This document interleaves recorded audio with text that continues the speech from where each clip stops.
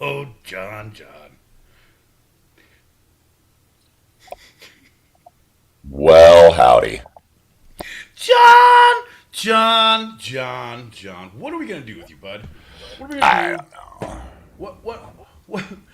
I shake my fists at the heavens. I throw my hands up. I can do no more. Actually, I do very little. Folks, we are the Two Sided Pod. We're here every Tuesday, 8 p.m. Pacific, 11 p.m. Eastern, right around that time, give or take 5 to 10 minutes of technical difficulties and shenaniganizing. But when we do show up, oh boy, when we do show up, that's when the magic happens. Ain't that right, John? That is right. Look at this. Look at this magic happening. All right. That's right. Technological difficulties be damned. You will not be stopped by any person, any government, any law, any restraining order, John. No restraining order can stop my love. That's a fact. That is a fact. We've actually tested that. Yeah, 100%. That's why we're never allowed in Nevada ever again. That's right. Small price to Nevada. pay for proving a point. Hey, buddy. What's up, buddy? How's it going? All right. All right. All right. I think we got a couple of Let's messages. got some messages. We got some things to do. We got some. Got to do some housekeeping, John. Run down some lists. Do some check-ins before we start the show. I Okay. think the first order of business is raise your glass and lower your expectations. Cheers, bud. Cheers. Pink, pink, pink. A cow. Okay. Whoa. All right. Yeah. All right. Let's pop a couple.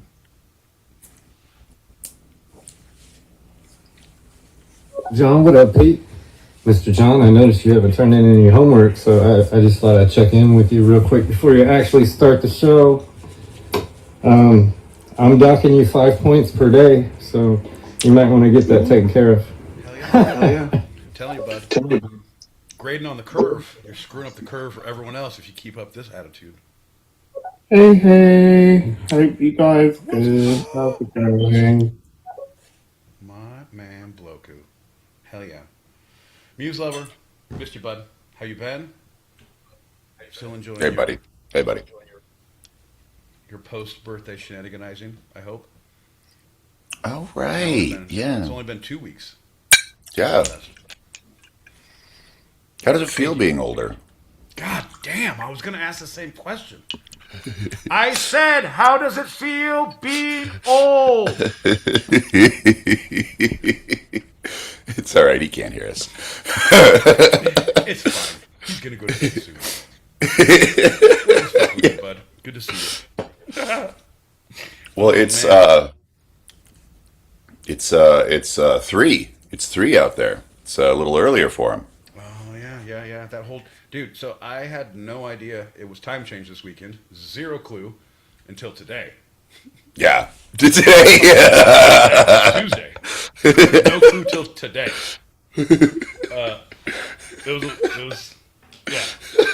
It was a miracle even for me.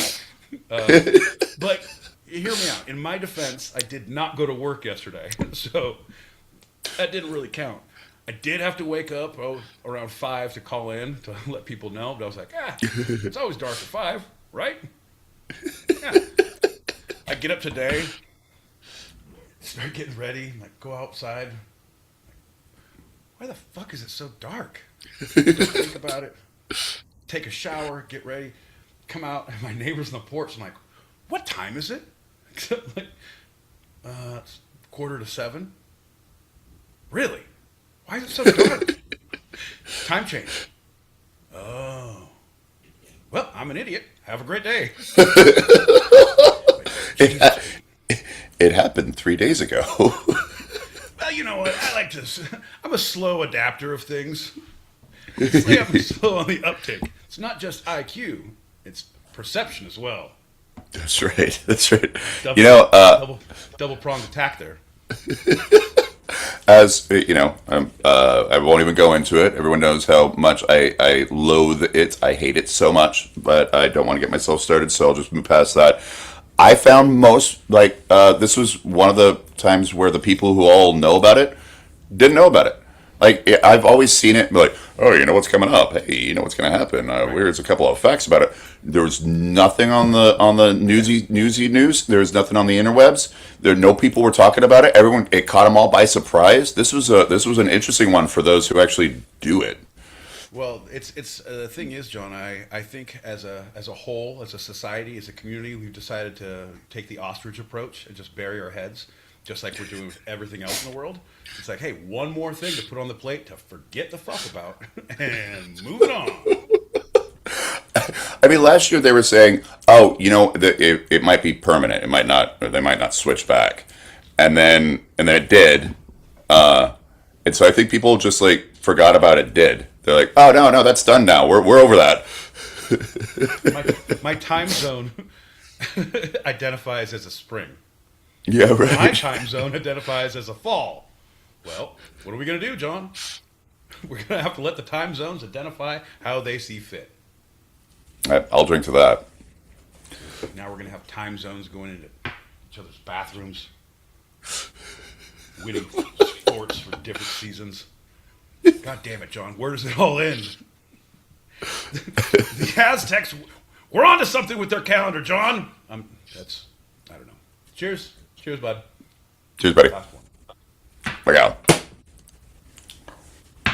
Ooh.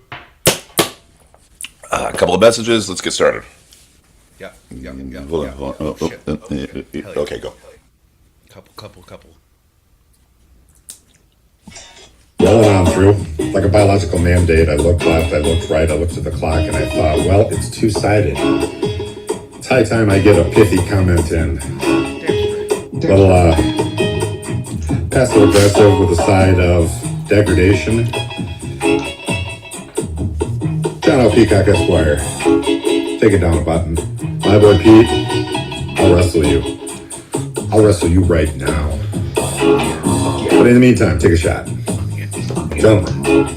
Bro, that's it. I'll be in the yard with my shirt off, Dub, waiting for you. You asked me why I grease up before the shows, John.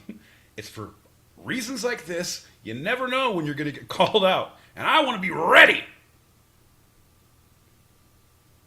Hey, you know what though, guys? It's 8 p.m. So Yo. you get a much more fucking coherent, fucking sober talk family. Yeah. At least for that first hour. Right? Bro, I'm telling you. It's just like our show. The first hour is a little more on point. Well, I don't want to make any presumptions or promises here. John, shit, it's Julie. Jules, how you doing? I've been following you like a stalker. Like, when you hear that sound of the bushes, shh, that's just me. My question to the panel is, how long does it take you to stop referring to the time as, the old time? So say, oh yeah, I went out at 8, well, 7 o'clock now, or whatever it happens to be. I think it takes me about a week to adjust and be fluent in current time. Hi guys, hello. Yeah, I've been drinking, so what? Get over it. Okay, love you, bye. Okay, love you, bye. I'm so glad you're home, darling. I'm so glad you're home. So glad you're home. Rough trip. Always good to get out and see the world, but sometimes you just want to stop seeing it. Glad you're home. Yeah, Julie does not even know what time it is. Jules, what's the day? I don't know. No one knows. We got a couple more. Oh, look, we got a couple more. Whoa. Who told you that it's ever on point? Come here, my boy Pete. I'll shadow box you. Come here. Come here. I have I have the reflexes of a 200-year-old tortoise, so be careful. You know, they always win the race. When the night has come and the moon is there, everybody is on stereo.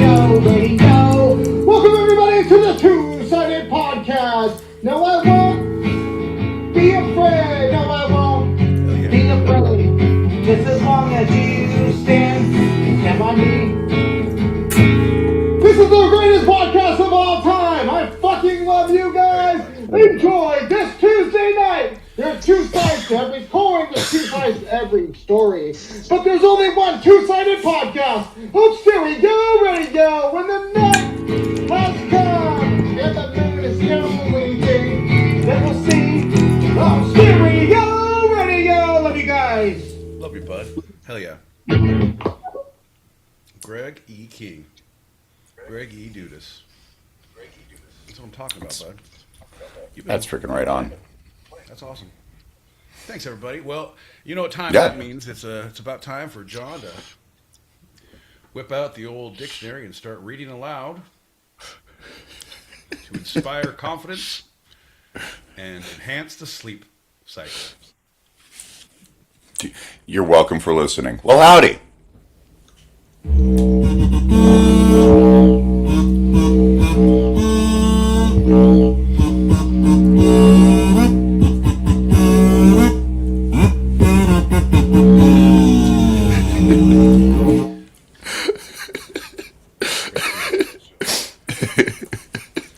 Camera's working overtime, John. My camera's working overtime. I'm John L. Peacock out in Brooklyn, New York. I'm my boy Pete, and I'm not paying my tech crew enough in Southern California. And you're listening to Two Sided, a live recorded podcast where each week I challenge Pete with a bit of the two sides of life, the fun and the serious. Yeah, John, the me and the you, the yes and the no, the right and the wrong. Pal, the give and the take, the ebb and the flow, the push and the pull, the yin and the yang, the tomfoolery, and the Tom Sullivan. Old Tommy Sullivan. Oh, Tommy Sullivan. Two separate things, John. Sorry, I blinked. It's been a long day. It's not me. It's all the pre-gaming and self-medication. It's all the. I wouldn't worry so much about the drinking. It's the cough syrup I'd be concerned about. Are you rowboating, bro? What do you ask?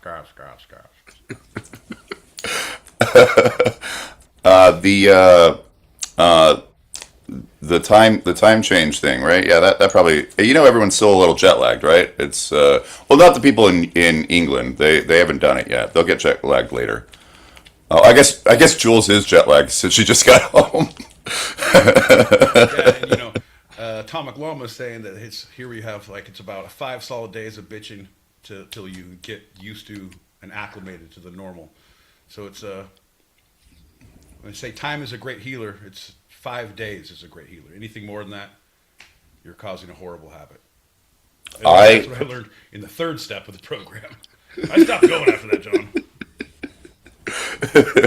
My 4th step was into the bar. Yeah. So this is bullshit. I'll be outside drinking. Who's coming with me? Who's coming with me? Oh, that's messed up. That's messed up. Because half of them come with you. Right? You guys, when opportunity knocks, are you going to look a gift shot in the mouth? Yeah. I got the first round. It's his fault. It's his fault. I'm doing this because of him. I'm doing this because of him. Okay, that's enough of an excuse. Here's my 20-year chip, and I'm out. Exactly. Alcohol, the cause of and cure to all of life's problems. That's right. Usually in that order. You get yourself into jail. If they let you keep drinking, you'd sober up and you'd be out in a couple years. Totally reach to the reach through, John.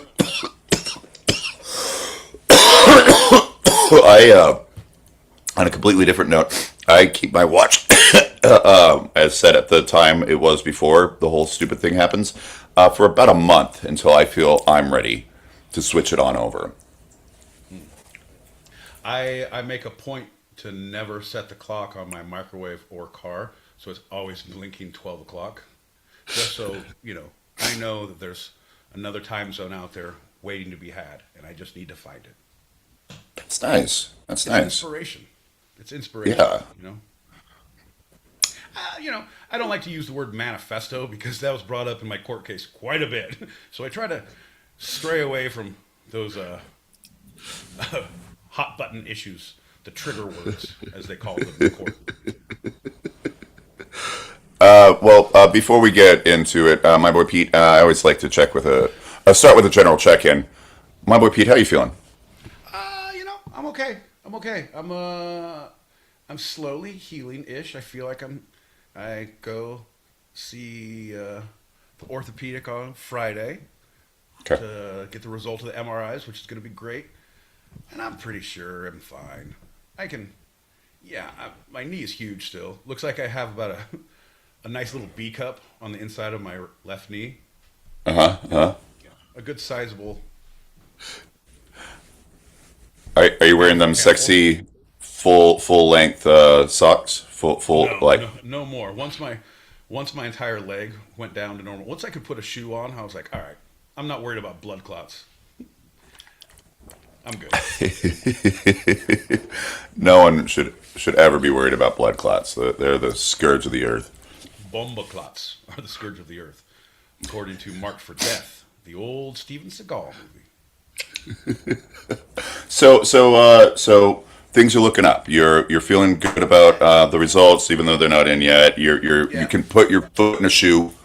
Right. I'm feeling about like where this is a point in life where it's just, oh yeah, it's uncomfortable and it only hurts really bad when you stand or move. So it's like, yeah, you can live like that the rest of your life. Yeah, you're fine. Perfect.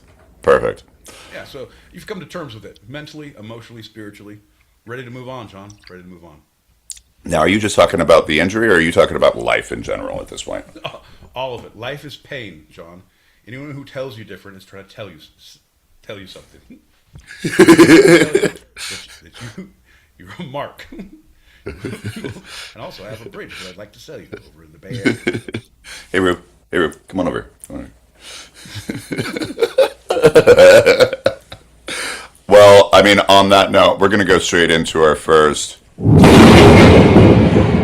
manifesto court case round. That's right, folks.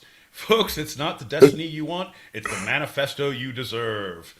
Where John reads the questions from his big book of stupidity and we try to answer them at the bottom of the stairs. Folks, let's see what happens. Anyone knows that the first manifesto court case round is always a standard Q&A. My boy Pete, are you ready for the questions? John, I object. To what? Leading the witness. Hearsay. Sorry. Badgering! Badgering! We don't need those stinking badgerings! All right. I'll allow it. John, continue. First question, my boy Pete. What's your favorite song from the 1990s? Ooh. I don't know. There's so many good ones. I like Just a Friend by Biz Markie. Mm-hmm. I like Nobody Move, Nobody Get Hurt by Eazy-E. I like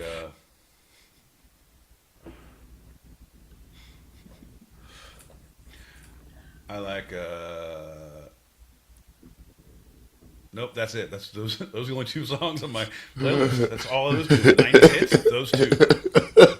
I had Ice Ice Baby there for a while, but then I learned he probably stole the beat, so I put that back in the. It's not a 90s song now. It's now going to be 1978, 79, 82. I don't know. It's before the 90s, but I'm not going to listen to it. Not on that playlist, John. Well, he did win the court case, though. It's fine. He had dun dun dun dun dun dun. You know what? See? You could have dumps like a truck. Thighs like what? It doesn't matter, John. It's not going to move the needle on where I put that song in my playlist. Well, Dre had his first solo album in the 90s, yeah. right? Yeah. That was because the Chronic was the 2001, or 2000. Right. But yeah, the other one. But see, it was great. It was fine, but it's not as memorable as the stuff he did with NWA or Right. even some of his other stuff, compilations. I don't know. It was good. I wouldn't put it up on my top playlist. That's Easy-E. That's my classic hip hop. Right. Nobody move, nobody get hurt. Second question. Well, all right. Since we're on this, What's your favorite band That's right. My from the last 90s? album was The Chronic. That's right. We all know. If you ain't up on thing. Yeah, we know, John. Okay, go ahead. Go ahead. Sorry. Favorite band, but it was like, even if they're still around or they had some hits in the '80s, like it was really known as a '90s band. I would say, like, I would go Beastie Boys. Okay, Or, they're '80s, but they had some of their big, like after their first album, "License to Ill," a lot of their big ones came out in the '90s. So I'll accept that yeah, one. yeah. No, that's what I'm saying. Yeah, okay. Technically, yeah, okay.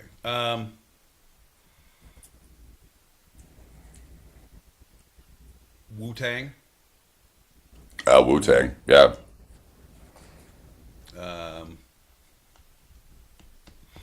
Thank God Hall and Oates were before because I didn't want to have to classify them. There's a special place for those two fuckers. Um,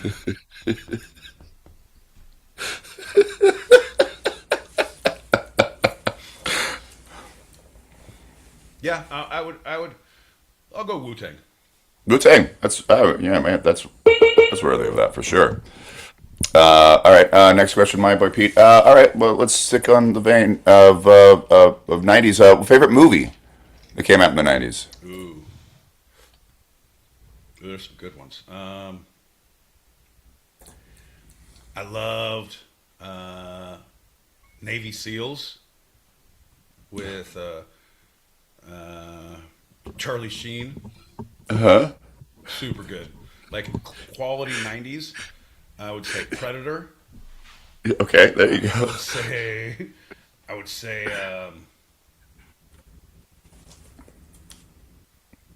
Goonies. I Goonies. would. Was that '90s? I thought that was late Oh no, it's '80s. '89. That's '89. Yeah. That's '89, or it could be '90, but '89. Could be before that. Could be '87. Now that I'm thinking about it, because Top Gun was '84. Hmm. Yeah, so it had to be. It was probably '85, '86. Had to be. I don't know. I don't know. Fact checkers, look it up. Um, ooh, Terminator.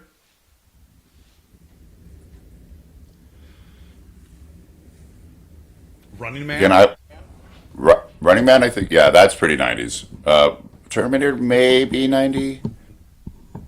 Oh, dude, because you got to remember the year 2000 when the fucking Y2K came. Like that was that was way before.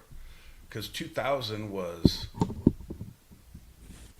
no, maybe you're right. Terminator 2 probably came out before then. Yeah, no, then it was '90s. Definitely '90s. Okay. Had to be. Had to be.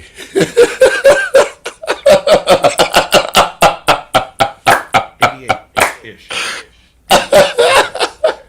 All right, Terminator 2. How about that? Terminator 2. So good. That's a fucking '90s movie. Yeah, it Come has at to me, be. bro. That has to be. T2 was '91. See, okay. Yes, so Terminator was pretty '80s. 88. Damn it. All right. We all learned All a right. lot about my years.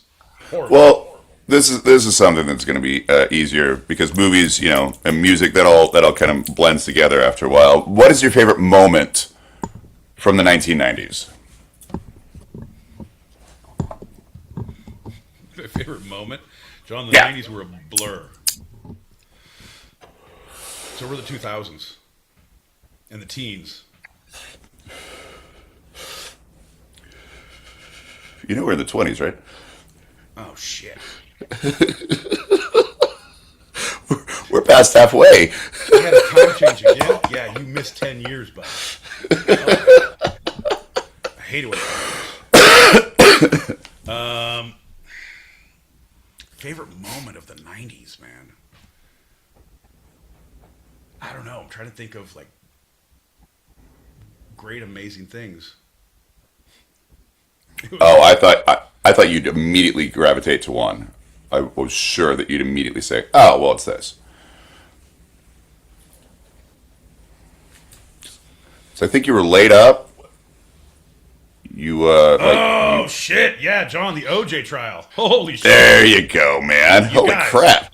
you guys know, you remember the facts of that case, and I'm just saying, he definitely had something to do with it, but he wasn't the only one there. I have a whole whiteboard, strings, twine, everything. Bundy Drive. We've all driven past it. I'm just letting you know. Have we? Yeah, Rockingham from OJ's house to Bundy, we've all clocked it. We know how long it takes. You don't have to drive like a maniac. I forget what was actually why were you home? Why were you able to watch the whole thing? I just had 3 pins put into my shoulder, and I couldn't. It was summertime, and I couldn't do anything. And it was like, so I came to my grandma's house, and I stayed at grandma's house for like 2 months, and just every day watched the goddamn trial with my grandma. Ooh, we had that whole thing figured out. Did she have thoughts? Did she have something to say about it? She's like, just, it was horrible, just awful. But she saw the facts, even if she didn't want to admit it. Criminals. Knows. All right. Yeah. And now you're going to get the results from the MRI. You're going to be laid up for a little while because they'll be like, you got to get 3 screws into your knee, and then there'll be another great court case for you to be watching. John, all the good court cases. There's so many now. Like if you go to Court TV on YouTube and like just turn it on at 9 a.m., there is a trial starting somewhere. And if you find the right one, oh boy, will you be hooked? Who cares about the Hulu and the mergers with Netflix and Paramount? We got Court TV, and you're not going to take that shit away from us.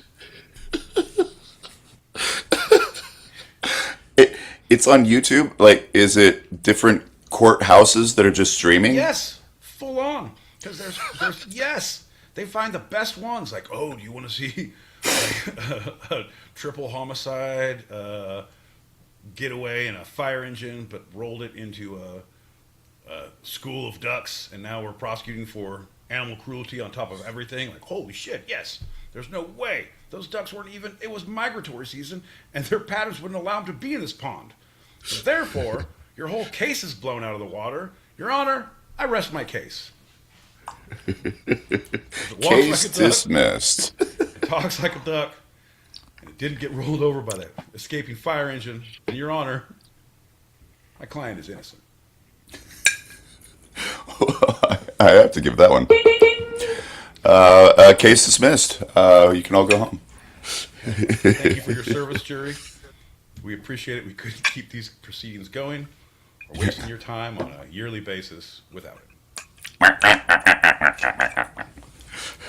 All right, please do not feed the jury bread on the way out. Please, they are hungry, they are full, and if you feed them, they will become aggressive.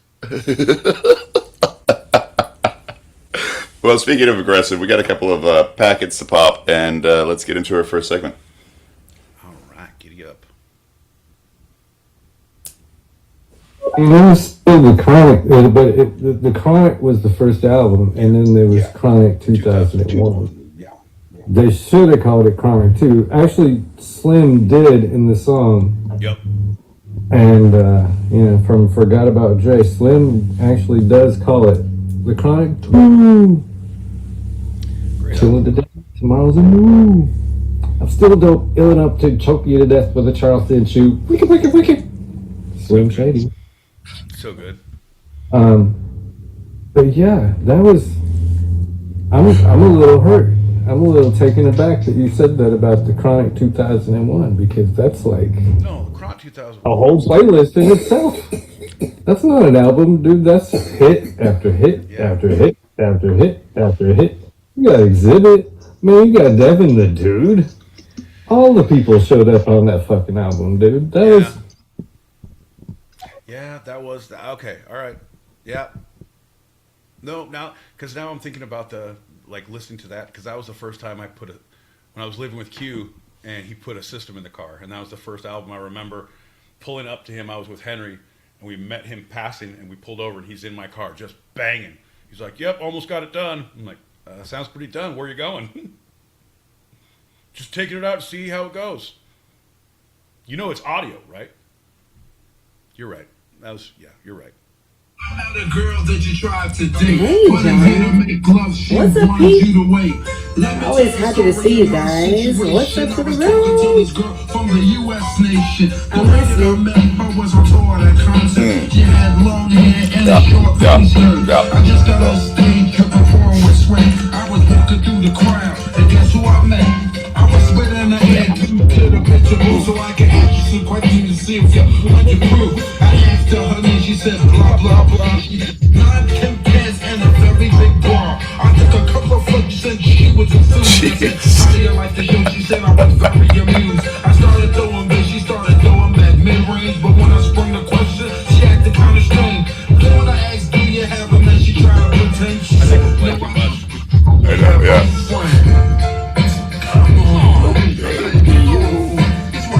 Oh, baby, you got what I need.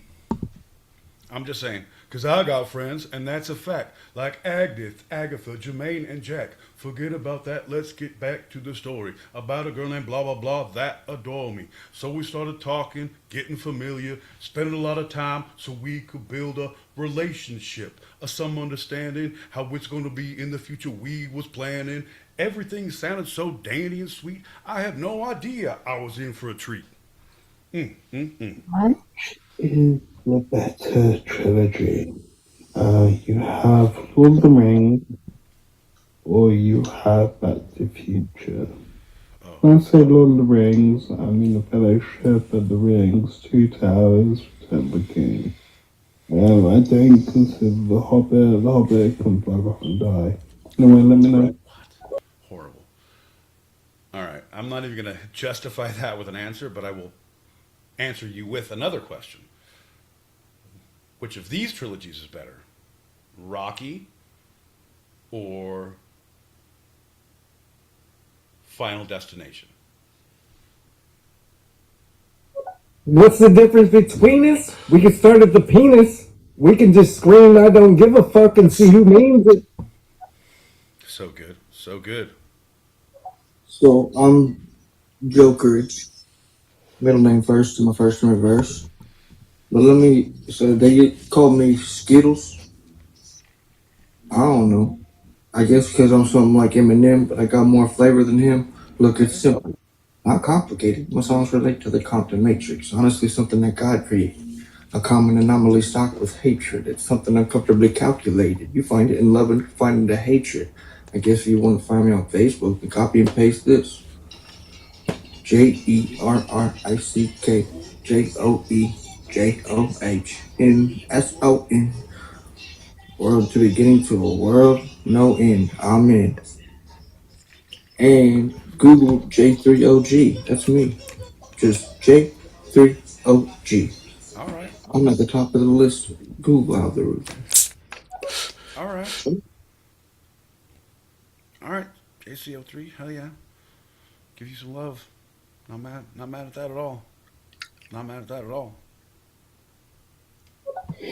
Technically, Rocky is not a trilogy. It is 5, 6 films, and then they did Creed.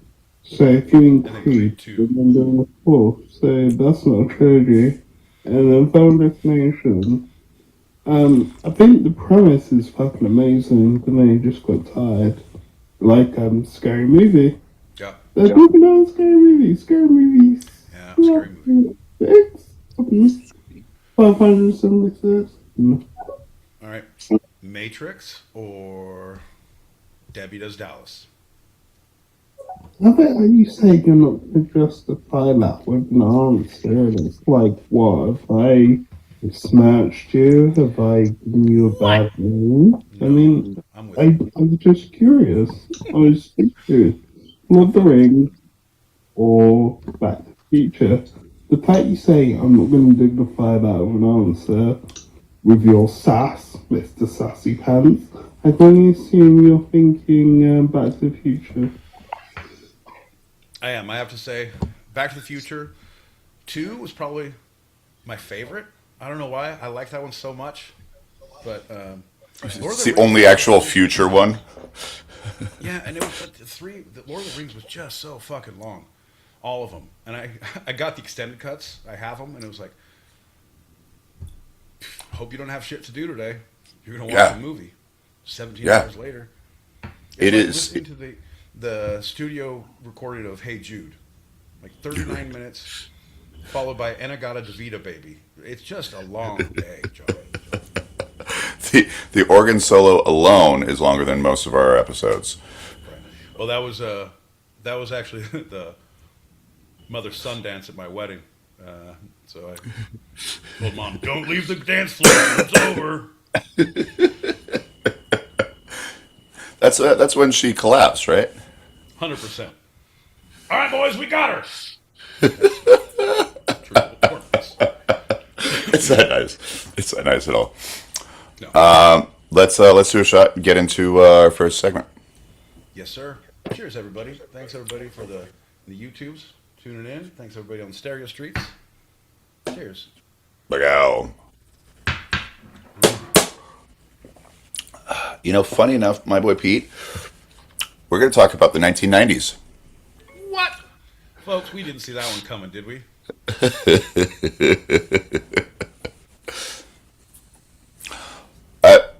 Many, we're mainly focusing on America, but we will talk a little international. But many consider the 90s basically the best decade ever for America, though some major not so great things happened. A lot of uptick did happen in many different fields.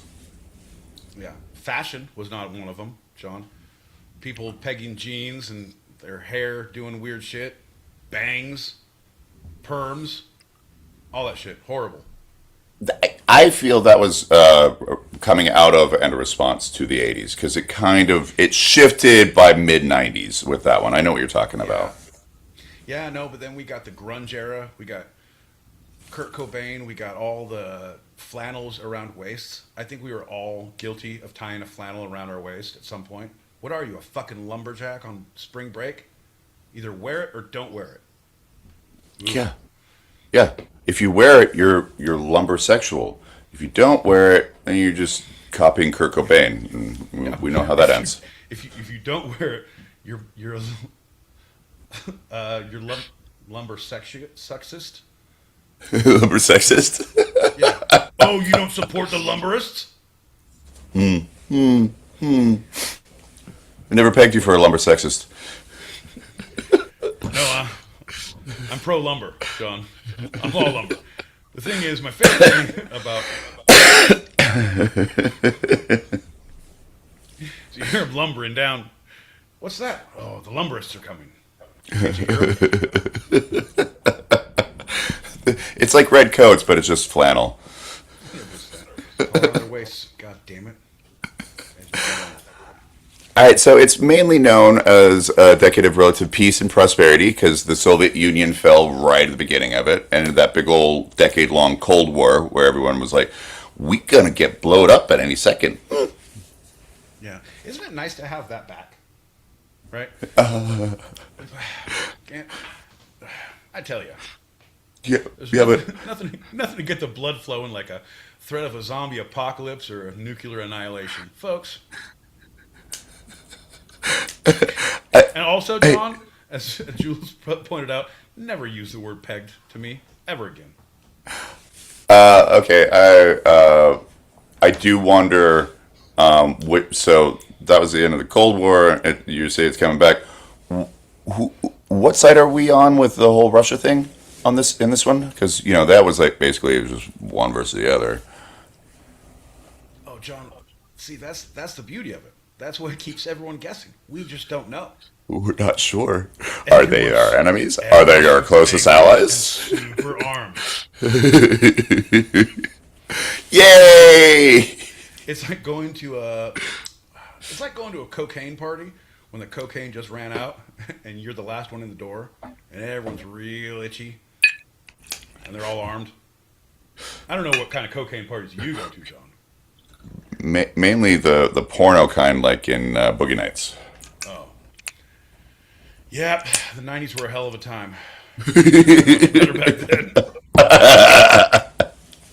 Well, it also saw the rise of the internet and a radical new era of communication, business and entertainment. Things just like it's the only time in U.S. history ever since we started the whole borrowing thing that we were in a surplus, not a deficit. You only think of like our economy. Oh yeah, the deficit. How big is the deficit today? Oh, it's pretty big. Oh, trillions. Oh, that's cool. Only time we actually had a surplus. We were not in debt. We had extra money. I know how that is, John, but I feel like the government handles its money like I handle mine. Like, you know you're super poor all the time, but at some point, someday you catch up, and then you're twice as big in debt because you spend that plus sum because you're like, look how much money I fucking have. Yeah. Me in America, we've done that 4 times, John. Uh-huh. Not good. We got to stop borrowing, both of us, from other countries. This will not stand. This will not stand this aggression against Kuwait. And George H.W. started that 100-day war with the Persian Gulf. Desert shield at that point. It was more of a shield. But then when you push our hand, John, we become a storm. What kind of asshole gets to name these operations? I feel like there's just one department and like 3 guys in it, or like 3 people. Well, it used to be 3 guys, and then they had to change that. But then this new administration came in; it's 3 guys now. And Operation Velvet Fist. What are we gonna do? We're gonna go to Iraq, Kuwait, Iran. We're gonna go somewhere in the Middle East and put 4 in the pink and 5 in the stink. Operation Velvet Fist. Jesus, that's aggressive, Jim. I'm sorry. I've been cooped up in the office all day. You guys have a good war. Well, speaking of war, Nirvana. Speaking of light shows. Speaking of light shows. Is this your first 2-sided podcast? Would you like a light show? Do you want some water? Here's some Vicks. All right. Blow it in my eyes.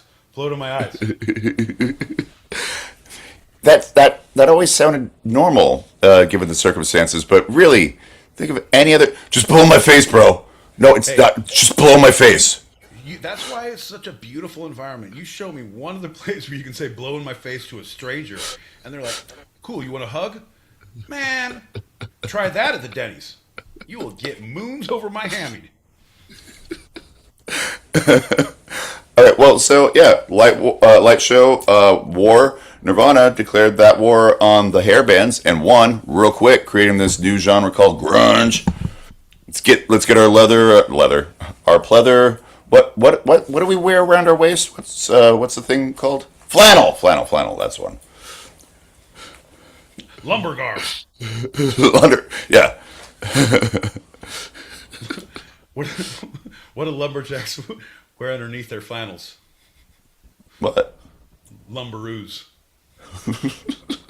I don't know. Sorry. So dumb. What does the Pillsbury Doughboy have under his apron?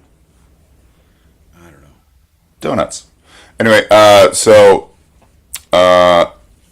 the very first Women's World Cup was won by United States. Woo!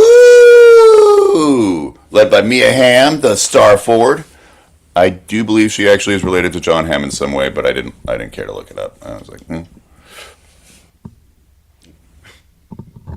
It's a loose shirt tail relative of Porky Pig. I'm sorry, what? Yeah, the pig family. They were from. They were actually originally Dutch, but when they came here on the Mayflower, they changed their name to Ham because it's more kosher. They said the continents, is what they said. Well, and they threw two M's on there, just Yeah, it funsies. worked for me. It worked for John. So Sure, don't look a gift pig in the mouth. that's right. Speaking of that gift pig, Los Angeles, them cops did something to this guy, and then riots. Remember that? I do remember that.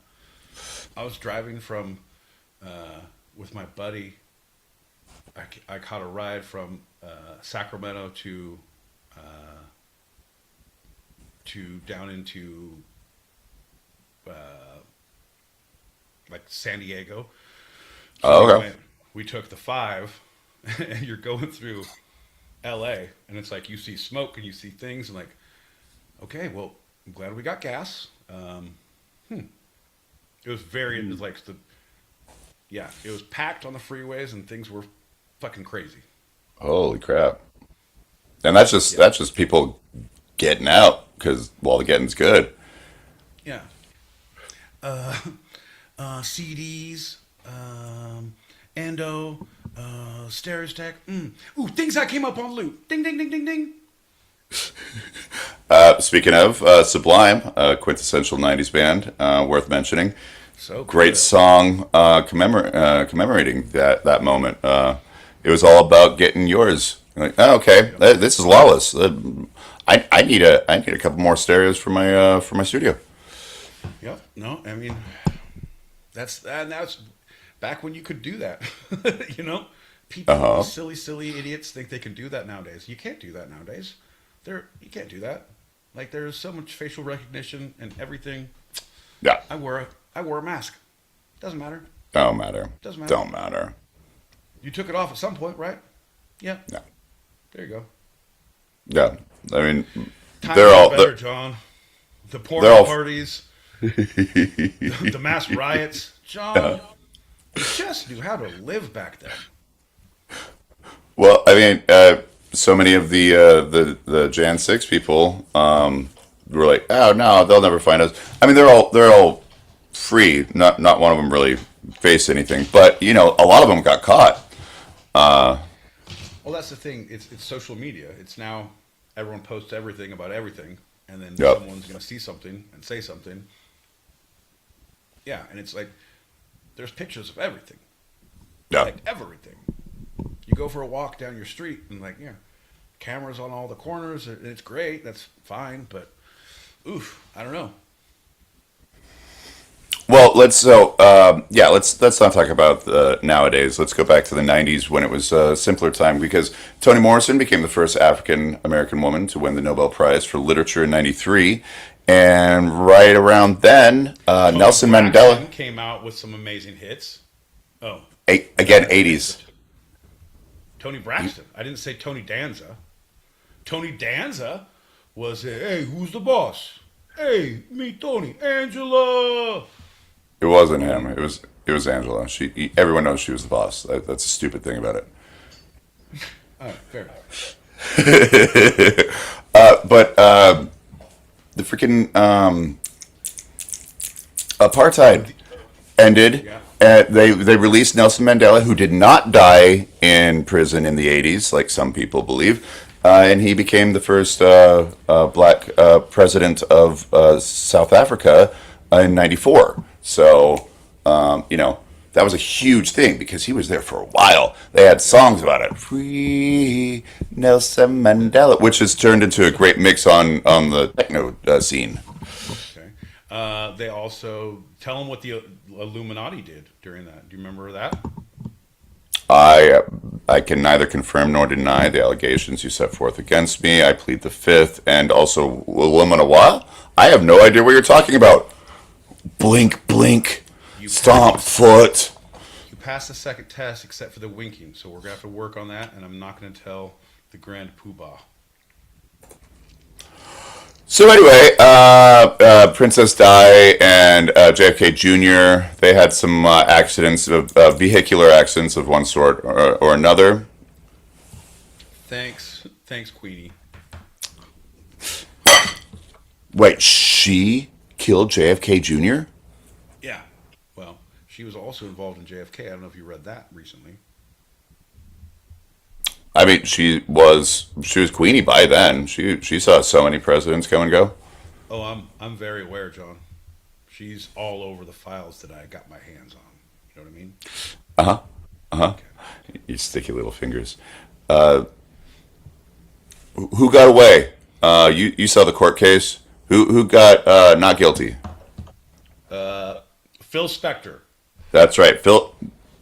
No, he was convicted. I'm sorry to tell you. Oh no, but his hair. I said his hairstylist somehow walked scot free. That was a crime against humanity, John. Atrocity. Still walking the streets. Jesus. No, he's like, yeah. Bruno Mali took a big hit in sales. Vanilla Ice didn't ever really recover from winning that court case. Sure. They also got hung over a building Yep. by Suge Knight. I mean, that's neither here nor there, John. We cannot confirm or deny.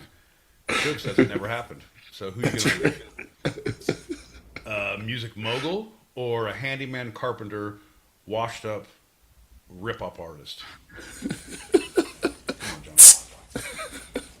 Yeah, so OJ got off, and who didn't get off? Bill Clinton, the first president ever to be impeached, though it did not continue further than that, and he was not removed, but he was impeached for the very first time of any presidency in U.S. history. Yeah, that's good. Yeah.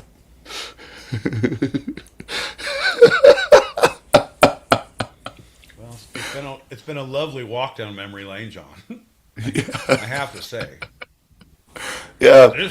This year in Two-Sided Podcast History with John L. Peacock.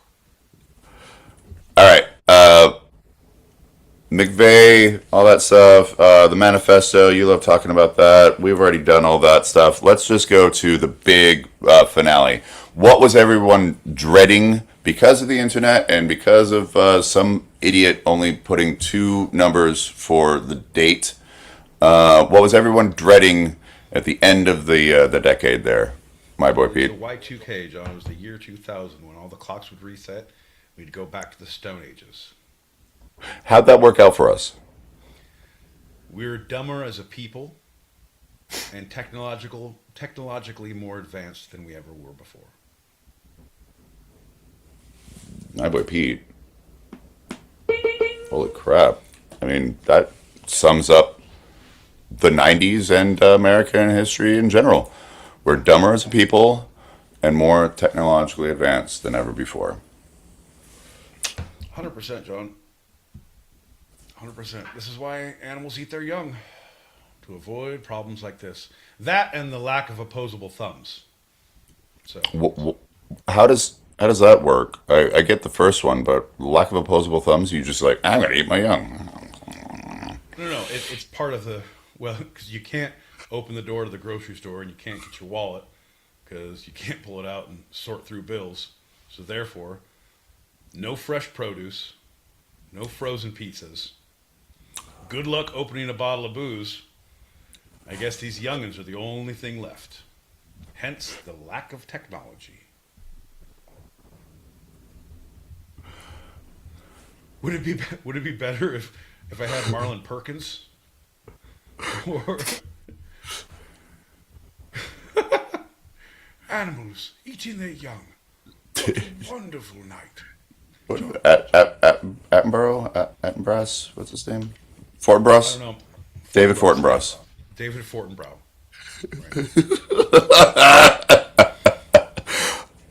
Right. A wonderful thing. All right, we got two pockets to pap, and then we're gonna plow through the rest of the PHO. You know. All right, now remember you're saying that because we usually play messages after your short.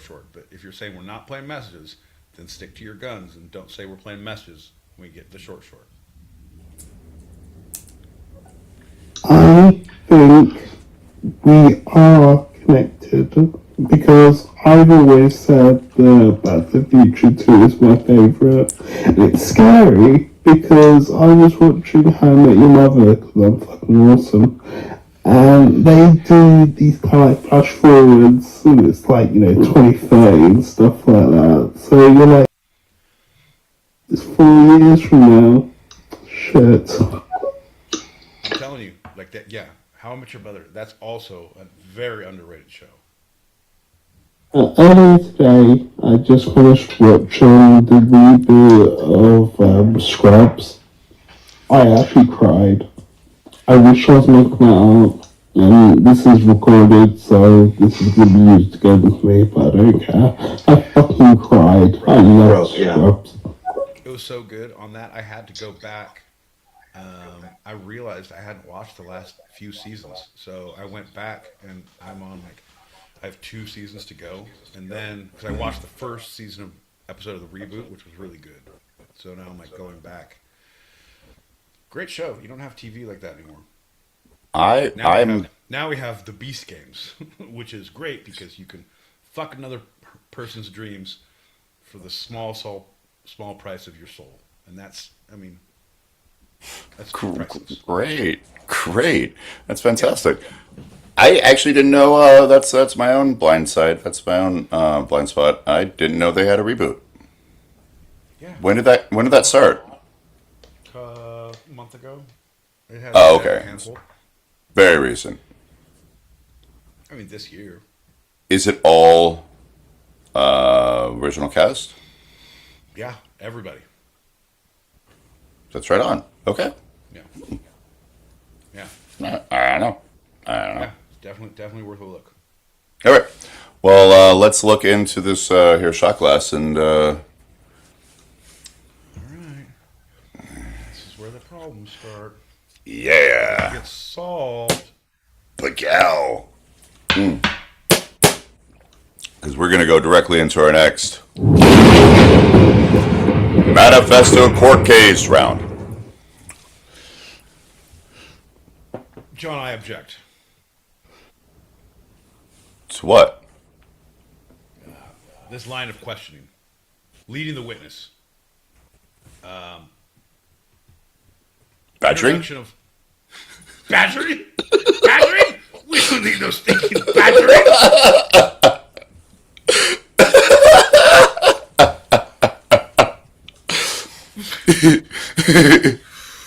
All right. Ready. This Manifesto Court Case round segment is one of your favorites and mine, and of my boy Pete's, because he actually gets to solve a cold case in the Manifesto Court Case round. My boy Pete solves a cold case. OJ didn't do it, but he was there. I feel like I said this earlier. If That's you not want to know my... Oh. Well, okay. I'll solve this one, but if you guys want to know what really happened, hit me up. Okay, go. Who was the other person then? Like, do you have it? His son. Oh. It was his son. His son's timesheets were missing from that day when they looked, he didn't clock in, and then they went back for the timesheets they were missing.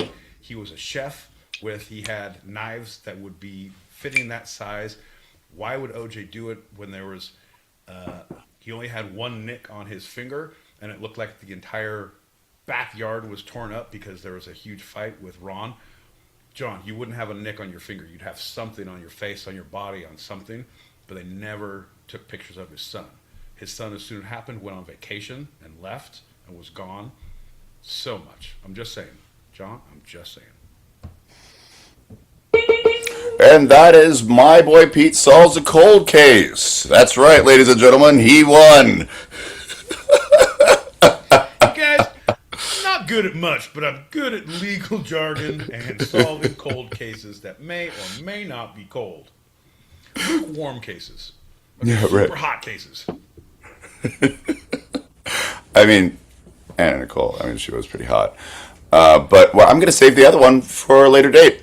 Congratulations, my boy Pete. I think that's cut and dry. Kardashian, if he was still around, he'd be like, nah, you got it. Right. But he died. That he disposed of the bloody stuff? Yeah. Because he's a friend, yeah. There's pictures of him taking the bag from OJ when he arrived back at the airport and leaving with the bag. And later on, they found the bag and it was empty. And I believe that's why he actually went on to the court team, the lawyer team, right? So that he would be involved with. Yep. Correct. So they could not call him to testify. So that was part of the thing. Yep. And still, the judge should have been like, "Hey, maybe you don't belong here." Well, when you have a dream team, you need a Kardashian. That's why I keep Chloe in my back pocket for my next misdemeanor. And she is skinny enough to fit there. All right, let's go straight to the short short there, my boy Pete. Tell all the people at home what the short short's all about.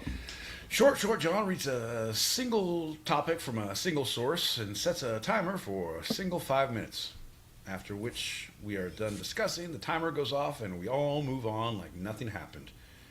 Also, note to all the listeners out there, if you walk away slowly from the crime scene of the short, you won't draw as much attention as if you run in abject horror.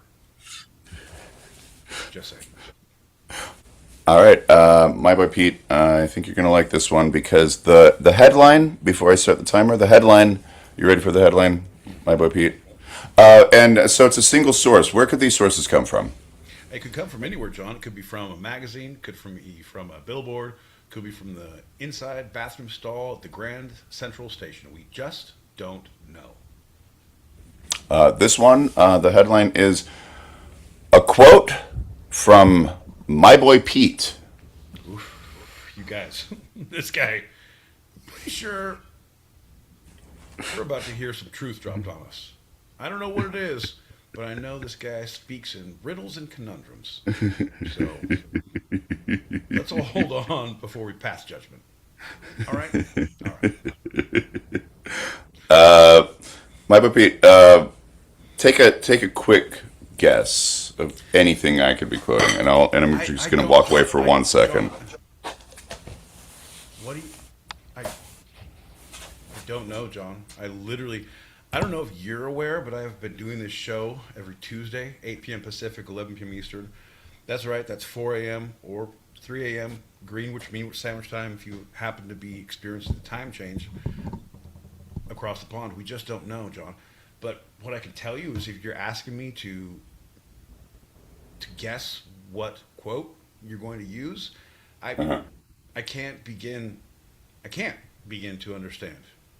Okay. I'm hoping the only thing that I'm hoping right now is why you've left the screen is that you've somehow painted a picture like it's now a quote. It's a poster that you've had printed up that is you're trying to fit through the doorway that you can show everyone. Because if you're not bringing something back that's amazing to show, then I don't know what the sweet hell you're doing. All right. Well, the quote is, it's not your original, but it's you're very well known for it, and so I think one of your best. The more people I meet, the more I love dogs.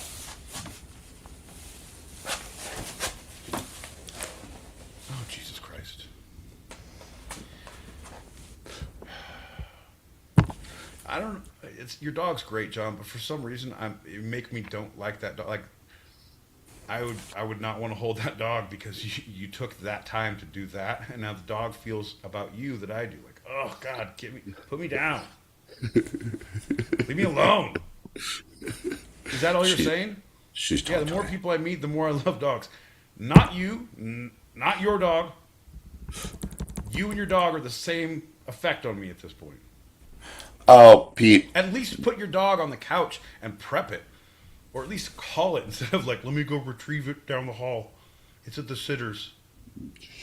Hey, bud, focus. Oh, I'm sorry. She loves you, by the way. Yeah, great. That's fantastic. I am not sure how I feel about you. I'm going to say it again. Don't leave when we're live. It was for a dramatic effect. This was not a rando just leaving.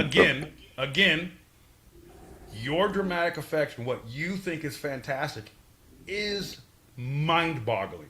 So if you put it in your head, like, oh no, it's going to be great. 2 times more, don't do it. Like literally, no. The rules are don't leave. Okie dokie. Put it in your fucking cap. Don't leave. I'm gonna go get a dog. It's cute, dog. Yeah. You know what? Yeah. I met John. I love dogs even more after the show. Holy shit. See? There we go. You're proving a point by making me want to put hands on you, John. Oof. All right. So prop dog aside, why do you feel that? Why do you say that? Because animals can't let you down like people can. Like, this just happened. Like, over and over and over, you can talk to someone and tell them and have meetings and send emails, and they just don't understand. Yeah. Consistently let him fucking down. Right? And now you're entrusted with an animal? Who fucking signed up for that? I feel like, yeah, I get it if you have a kid. They can't stop you from doing that. But an animal, John? There's checks and balances to be had. Holy balls. Look at that thing. Run away. Run for your furry little life, you little bastard. Oof, bud. Oof. Oh, come on. There could be. I say that, you ask, and I tell you, and now you say, "Oh, come on." Well, I'm saying there are worse people who could have a dog, and dogs There's need a lot love. worse people. Yeah. There's a litmus test. There's like, I believe there's a good or a bad. Like, you know, I'm kind of a piece of shit, but I do give them fucking wet food. Oh, pretty good. Oh yeah, you better turn the timer off. I'm not done yet, John. Oh yeah, it was like, I take him on walks, but I punch him in the face when I'm angry. Like, fuck, you're somewhere, I don't know, John, and have to get more data. And I feel like the shelter would have done their job better if they would have got more data. That's all I'm saying. Oh, it's not a shelter dog? Yeah, we know, because you paid for it. That's canine trafficking, John. That's bringing dogs over state lines, my friend. I got your number, pal. I will report you if you keep this behavior up. From the south, too. There's multiple state lines. Jesus Christ. You're saying this live. You know that, right? Easy, baby. Beetle ding ding ding ding ding ding ding. Paddle faster. John's catching up with the dogs. Just South Carolina. It's fine. She's just a Southern belle. Easy, yeah. Oh. There's certain. I think I've proven your point on a couple levels, right? Humans can let you down. Dogs can't. Animals are like if they choose you. They can be pricks. Pieces of shit, but they're not gonna wrong you. They're gonna be. You will know they're wronging you from the get. It's like, hey, maybe they'll change their mind. No, they're gonna bite you again. Yeah. Humans are like, we'll be best friends, and then they'll bite you. And they're like, sorry about that, my bad, everything's cool, and they'll bite you again. Yep. Oof. After 2 times with dogs and people, like, you learn your lesson. Never again. Like, that's a bad dog. That's a bad person. Can't tell if that's a bad person. Fuck that person. Here, boy. Yep. Here, boy. Here, boy. Come on. Well, let's cheers to the better species and get into our final segment. You're gonna make me wake up and choose violence with this, John. Who does that? It's a Wednesday morning. You're waking up choosing violence? You should have seen the show I had last night. I should really go for a good face punch for someone right now. To the better species. Cheers, everybody.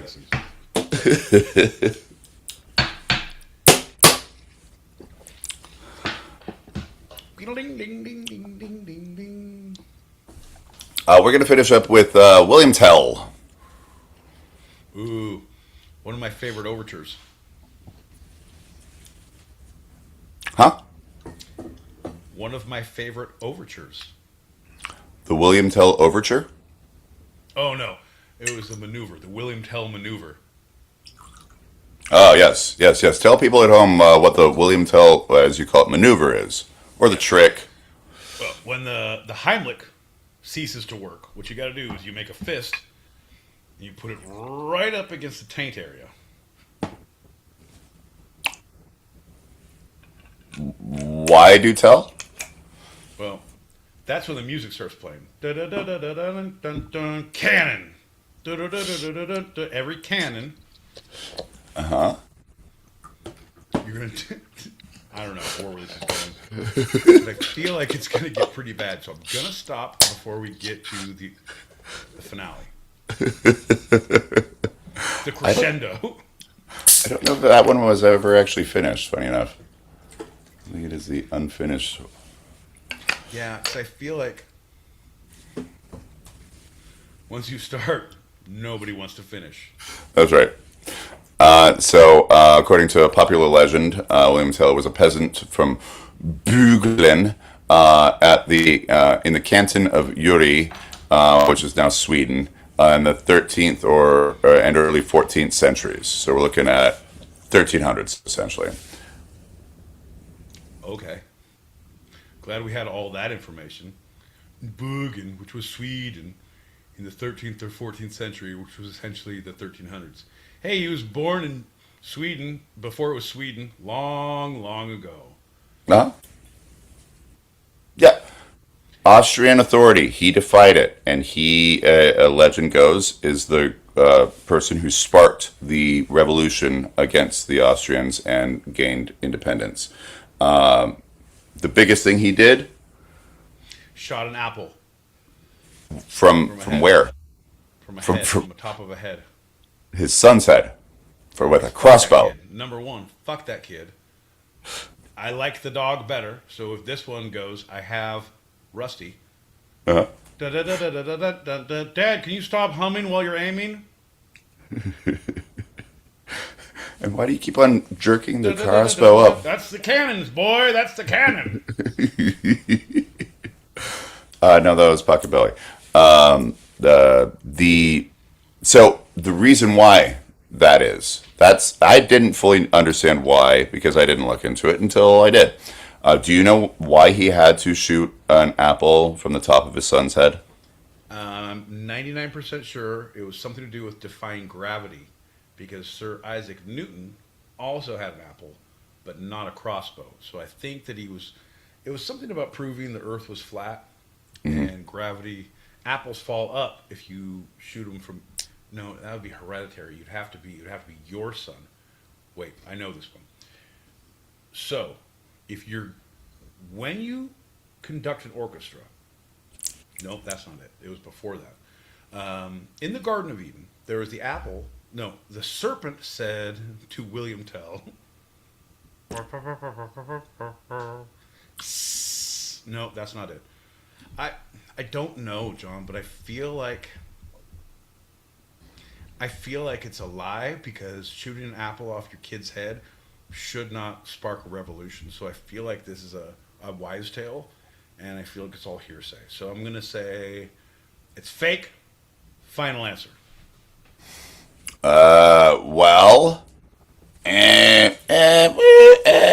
Some agree, some don't agree. So I'll give you like a half and there it is. The Austrian governor, said, "Hey, you're going to die unless you shoot the apple off your son's head." And he's like, "Okay." And when he's like, "Hey, you did it! You can go free now. You get to live." Another bolt, which is like an arrow but for crossbows, fell out of his sleeve. He's like, "Why do you have the second one if you knew you were gonna not shoot your son?" He's like, "Well, if my son died, the second one was for you." And he's like, "You're going to prison." Pow pow. That's total bullshit. All right, try and shoot your son's apple head, and if you do, you're good. Oh, you were gonna double cross me, eh? Now everybody dies. John, that's just how movies were made. That's not how people were back then. Well, in 1804, German dramatist Friedrich von Schiller made Wilhelm Tell, and it was the first a pop culture reference. And then there were operas, and now there are movies. There's a show coming out, or that's like already out, or something about that. I don't know. That's so biblical. That's so stupid. You're talking 13th century. This is around the time. When was the Lutheran Revolution? When Martin Luther nailed the It's the church. Right around this time, the King James and all. Here's That's these great later. stories. Right. Here's these great stories and these great metaphors for life, and we have. Oh, look, King Solomon said, cut the baby in half. Motherfucker, did he really? Oh, here's a burning bush. Was it really? There was a. Come on. Come on. There's all these little stories, and now we're saying, oh, it's another one. And it's, no, but this one makes us believe things. People were, like, I don't know. I have a hard time believing something so stupid was a sparking factor. Unless someone died, and they died specifically in a way like, oh, they martyred this person, they burned them, they hung them, they did whatever. Like, oh no, you got to do 7 trials, and you push the stone up a hill, and then you fight the gargoyle, and then if you do this, then you win. I did. Why do you have that second gargoyle head? Because if I didn't gargoyle you, I was going to gargoyle me. Ah! Treason. Right. Well, okay, but it's a little different from like biblical times inspiration, because there's a and I'm sorry, it's Switzerland. I was saying Sweden. I apologize. That's my own syntaxing. But Switzerland, in the town square of Altdorf, is a bronze statue of the mighty William Tell. He's a national icon. John, we have a Babe the Blue Ox in like Wisconsin as a big old monument for the lumberjack who what's the guy's name with the big blue ox? The fucking Paul Bunyan. Paul Bunyan? There's a really tall one? Statue of the Babe the Blue Ox, and like, because it's a national treasure. Is it real? No, but you made a fucking statue because we're all idiots. There are no statues about Robin Hood, which is a very similar fable. There is one there. There's also books of the 10 Commandments and a Bible opening up in places. John, doesn't mean it's true. Doesn't mean it's true. Okay, fine, but it still sparked. Like, that's how they say their independence was won. Is that they suddenly started revolting because so the fable is. He was going to prison on an island. The governor said, "I'll spare your life, but because of that treason, you're going to prison." And he escaped through a storm and came back and shot his son for reals. He said that kid just wouldn't die, and he said, "Now that you've taken your firstborn's blood, you will become the first vampire." And that is how Vampire Lestat was written by Anne Rice, John, in the 90s. See what I did there? Ooh. Except it was actually 2000s. So close. well, you most of the time it was the 80s, so at least you're like pushing more towards this time, right? Yeah. Drugstore Cowboy, 2024, I believe, was the year it came out. Sorry, go. So he came back, and while Gessler, the Austrian governor, was just trotting through the trail, he ambushed him and killed him with that second bolt, and then met with some representatives of Uri, and they're like, "Yeah, let's do this," and they started the war, and they won their independence. And August 1st is now considered Swiss National Day, starting from the 17th century. Every naturalized citizen of Switzerland gets a block of Swiss cheese and a Swiss Army knife and a Swatch watch. Pretty sweet haul if you're a Swiss. Not a Swede. If you're from that country. That's the correct answer there, my boy Pete. Give me a second, John. I'll figure this one out. Wait, so I just said they gained their independence in the 17th century. Yeah, that's fine. That's so. What you're saying is the 1600s. So The it's 300 years. the So story, yeah. They it fought. took 300 years to get it, but we all remember this guy who shot an apple off this kid's head, and then we revolted, but not real quick. But he came back, and then that second bolt. But it was years later after the storm, and he escaped. But he still had that second bolt up his sleeve. But I thought he dropped it. Yeah, but he put it back up his sleeve before he went to prison, and then it popped out again in the forest where he shot the guy, and he said, "Hey, we should fuck shit up." And they're like, "Yeah, but we should wait a few hundred years." And he's like, "Yeah." And then they did, and then they also did, and then they told his story. John, 300 years later, and you think that this is the thing. Horrible story. You maybe get a better story, like, or at least change it. Like, our freedom was in the 1600s, and it was actually Bill Smith from 25 years ago who died. No. He said, "We shouldn't take this shit anymore." And we're like, "Yeah, Bill. Fuck yeah, we're Swiss. This is our country." Where's Bill now?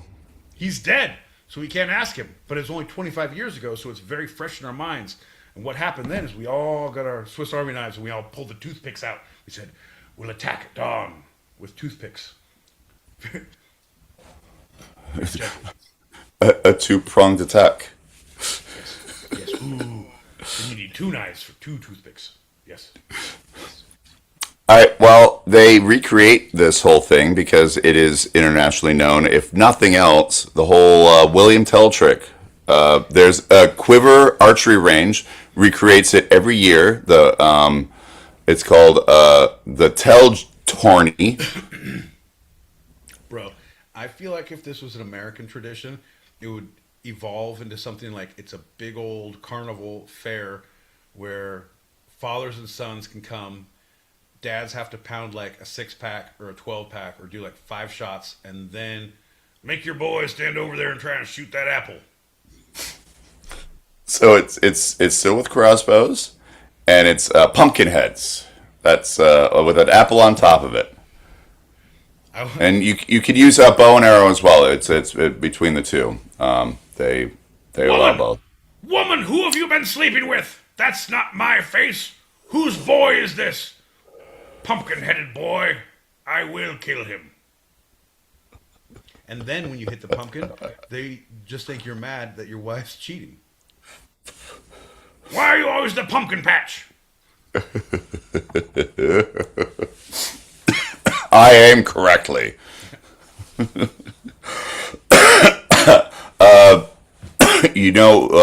The famous writer of the Beat Generation, I'll give you that clue, who is associated with the... No, not Jack. Associated with the William Tell trick. Hunter Thompson? No, he's... Early, that's too late. Yeah, it's too late. Who's gonna shoot? And, who's that guy? Yeah, no. Has the hat. Has the Yeah, you started to say it. What'd you start with? No, I know who you're talking about. I see him. I see his face. William Burroughs. Burroughs. Yeah, Burroughs. Famous for Junkie and Naked Lunch. Yeah, I knew that, but I didn't know that he did the William Tell. But I feel like he would be more like... Did he kill any of his kids when he did it? Wasn't his kid. It was in Mexico. It was with a gun. And it was his wife. Joan Burroughs. There you go. It was after a night of drinking. She's the one who recommended it. And he missed. Well, you can have more kids, but it's hard to get another wife. Unless you're in Utah. And then, you got a couple. He was... Oh, bunk. I spilled my shot, Pete. Come on, man. That's kind of a you problem, bud. I feel like you're too excited, too ready to move. I was super ready to move. You know, get up and walk around the house.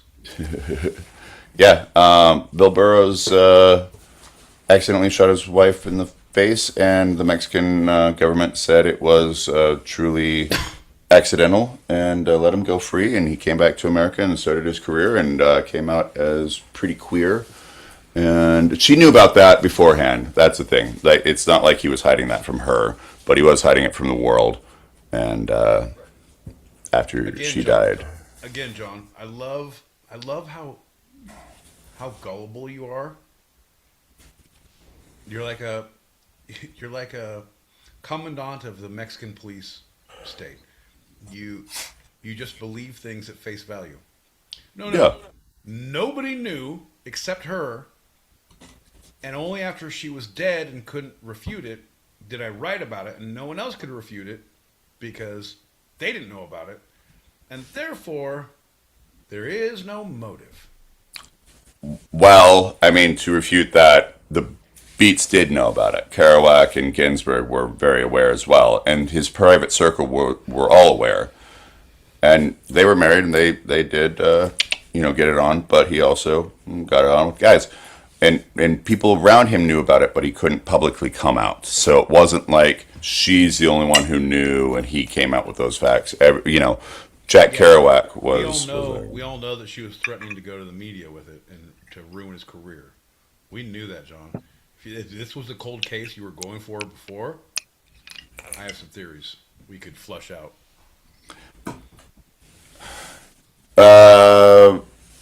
The sources for this episode of Two Sided have been, first segment, History, Britannica, ThoughtsCo.com, EBSCO, and the Security and Exchange Commission. The second segment, CEO? this one, like, I'm looking at it, I actually use it for both segments, weirdly enough, for different reasons. EBSCO. What does it stand for? Is it .com? Is it .org? Is it .edu? It's John, let us know .org, right and now. everything on the website is we're EBSCO. And with EBSCO, we have thought-provoking articles and blah blah blah, and we're EBSCO. I was like, what does it stand for? Could not find out. This was a while ago. I gave up. Like, I stopped looking for it. I could not. I looked through the website. Favorite thing EBSCO. about research is EBSCO. there's a limit to it, John. I really like that, and I Joan? feel like Could you put an apple on the top of my head? I want John. It's not so much my idea as the dog who's communicating with me. I'm just saying, I like the fact that there's a limit. It's like, I want you to write a murder mystery novel and just stop somewhere around like chapter 7 or 8. Like Wherever that might be. right where we've met everyone, the murder happens, and like, well, now we should probably split up. And then it's just like, man, whatever. You end with that. You're like, sorry, I couldn't figure out an ending. Next page, I thought about it a long time. Next page, but I just couldn't do it. Anyway. They split up. The end. Pretty good chapters. Am I right? EBSCO. Books like this. .org. Oh, no. I don't have a light. Oh, well. The rest will be in darkness. So my sources for my segments have been, yeah. I know you have another part, but you were distracted, and I don't want to waste time going through nonsense. So my sources are my hatred for John's inability to read the room, my love for animals, and physician heal thyself mentality. Second segment, Britannica, HistoryExtra.com, the Peel Compton Foundation, MindyCarlson.com, and ESBCO. And the short, of course, is my boy Pete. The short is my boy Pete. .com. How do you feel about that? Being one of my sources there, buddy. Yeah, good. I knew you were going to have to go through it. I knew you couldn't. It's like a musician leaving a hanging chord, or a writer leaving a dangling participle. Ooh. I know. Do your participles dangle? Do they wobble to and fro? Can you tie them in and up? Can you tie them in a bow? Now it's time for your favorite game in mind. My boy Pete, what's the through line? We got, of course, the 90s, a little bit of My Boy Pete knowledge, and then William Tell.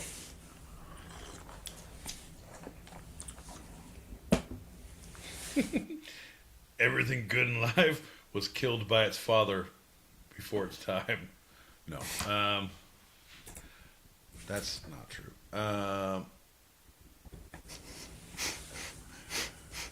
Times were better when we could shoot at our kids. Saith my boy Pete. That's not it. Actually, that's a pretty good one. Final answer. I mean, that's right, my boy Pete. Whether it's the 1300s or 1990s, we had ourselves some fun. Damn straight. All right, boys, hold this apple in your mouth. I'm going to shoot it. No, it's with a dart. That's what we call the bolts that we put into our crossbows because we think it sounds cooler. Did you know I found an axe throwing range? That's like a couple miles from me. And you can become a member there. And the dude is like, it has low traffic, but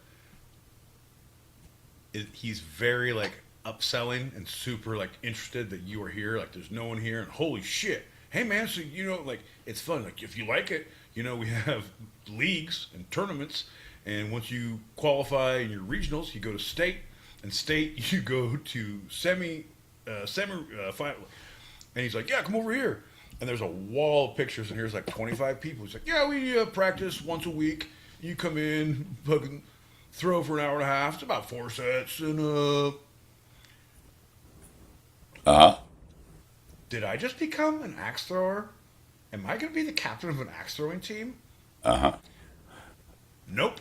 But I'm going to throw axes in my own private life. That's what I've decided. I'll give you one more. Before we get out of here, my repeat, is there anything from this episode you'd like to take a second glance at, a second look, a second thought, a second opinion? This is Pete's Retraction Corner.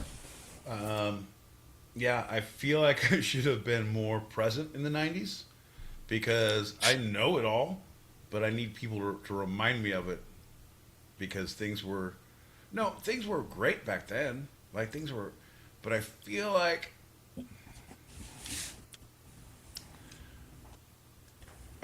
my regret is that I have lost intentionally a lot of past discretion, so I can honestly say I do not recall when testifying. John, it's mainly self-preservation. What I regret, what I retract is I retract the fact that I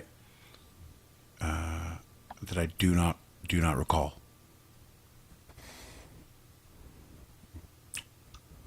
Well, you're welcome for listening, everybody. We have our Open Chat show continuing for those listening live on the Stereo app or watching live on YouTube. So if you are here now, regardless of the platform, stick around. And if you are hearing this later and want to join us in the green room for after show wind downs or want to throw some topics out there, email twosidedpod@gmail.com. That's TWO sidedpod@gmail.com. Cheers, buddy. Cheers, pal. Bink, bink, bink. Bagow. That's a wrap for tonight. I'm John L. Peacock out in Brooklyn, New York. I'm my boy Pete in Southern California. And this was our show. You can eavesdrop wherever you get your podcasts and even join us live, both on our YouTube channel handle @2sidedpod, all one word, and the Stereo app. every Tuesday, 8 p.m. Pacific, 11 p.m. Eastern, as we talk about the Two Sides of Life, the series of the fun. Here on Two Sided. Love you, Pete. Love you, buddy.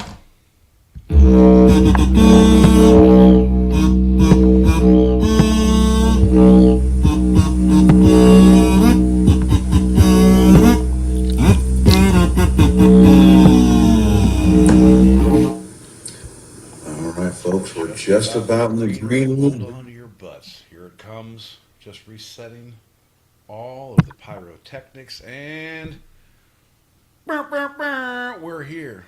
See, what we had to do is we had to cut off half of the logo on John's computer. John, if you can still hear me, fix your goddamn computer. Folks, we have fun here, don't we? There he goes. Look at him. He's a big dumb animal, folks. John! He's a big dumb animal, folks. But he can be taught. Not by us, but by life. That's hard. I mean, I go hard on John because I love him. Like the brother I drowned in the tub. You just gotta hold him under when you're a child, and it's expunged from your record as long as you're 7. Long story short, animals are good, people are bad, folks. That's not true. We're going we're going off script here. It's about time we get to talk freely. You know what? Because John keeps us on task. He keeps us on point. But here in the green room, no sir, no ma'am. It's my domain. We talk freely. We talk crazy. John's gonna set up the audio so we can go goddamn straight. Only closers in the green room. Atomic Llama, thanks for showing up, bud. Thanks for being here. All the people on YouTube, we got a handful of people who have come in. I don't get to see them because all of you know I can't be trusted with power. So therefore, John has refrained from giving me any admin privileges in the YouTube. So I only see that there are a handful of people. I do not see who they are unless you type. So I highly recommend, if you're watching on your phone or TV, computer, that you can't type on, just like log in on your phone real quick, send a message, give some you know what I mean? Just some feedback so we see names, faces, mother's maiden names, your home address as a child, and last 4 of your social. If you could do that, that would be just tits. Oh shit. Folks, here he comes. The man of the hour, the ginger with the power, your friend and mine. Welcome to the stage, John L. Peacock. What's happening, Richard? It's so great that you come in on the stereo and the audio of the YouTube, but then the logo just gets all wonky. Folks, it's not that John's not good at technical or vocal or lifing. It's just that he has this aura with him that has the electromagnetic activity that disrupts all podcasts.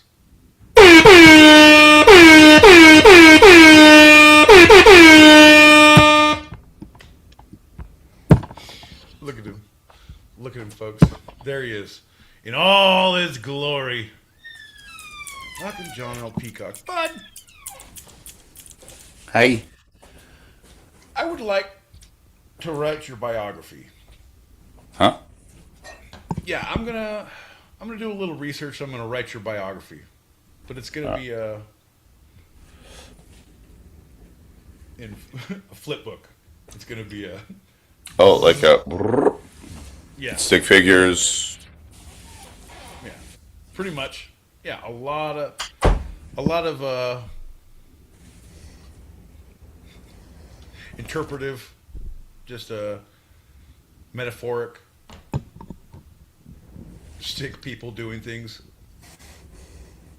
If we can get on Oprah's bestseller list, the John L. Peacock story in flipbook fashion, part 1. Because if we say part 1, they expect a part 2 if it goes real good. John, that's a fucking trilogy. That's a mint. You know what I mean? I do. Why? Because if we get to the point in this where John is in life, then we can either kill him off and we can come up with book 2 of the rest of his life, and then it'll be really tragic for him, and then he'll be super upset. So then we'll like Oh, turns out it was a dream. Why? Because he was in a coma. I don't want to be in a coma. Fuck you, John. You're in a coma. Anyway, so there he is in space. Why? Because Earth was devastated. He was total annihilation. We spend most of our time looking for beers. It's the state of desert. Is that what you're saying? Oh, where's that? Oh, you go to Cabazon, you take a hard left.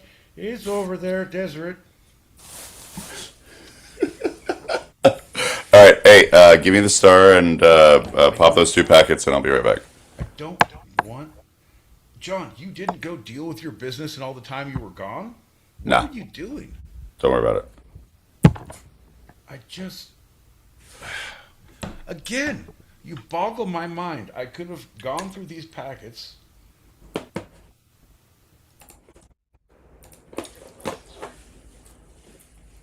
It's not so much that I should be upset about it, right? It's that it happens every week and it never gets better. And I feel like, if there was a God, he would be testing me. And maybe I'm better. Maybe I'm a better person for the. No, I'm not. I'm really not. It makes me more angry. It's better that there's distance between us. Oof, John. You realize I take this out on people at work. I mean, not physically, but everyone gets. It doesn't matter. We're neither here nor there. We're going to play some messages, you guys, and then we're going to figure out what my problem is and why I can't get over this. That's not true. We know why. Hey, gentlemen, hope you're both doing well. Hey, just like the whole biblical thing, like I always like them little stories, right? It's always interesting to me. The taking the rib from Adam, right, to make Eve. Well, what I heard was after Adam, gave up his rib to make Eve, he found out he could blow himself and then didn't need Eve no more. You know what I mean? I mean, that's something I can probably get behind there. Hope you're both doing well. Appreciate you too. Cheers. Hell yeah. Thanks for coming through. Yeah, brother. I'm just saying, you know what? If you're going to take one, take 2 so it's a little easier. That's not true. See, comments like these make me just go hard in the paint. It's like, oh, here you go, jumping off point, and then I'm just going to talk recklessly. This is not the show for that.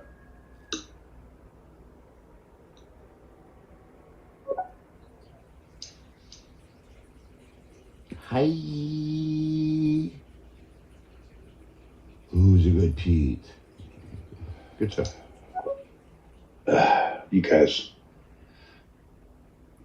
It's the same thing. It's the same thing every time. And I'm glad at this point because usually I'm talking shit on John and I play his message.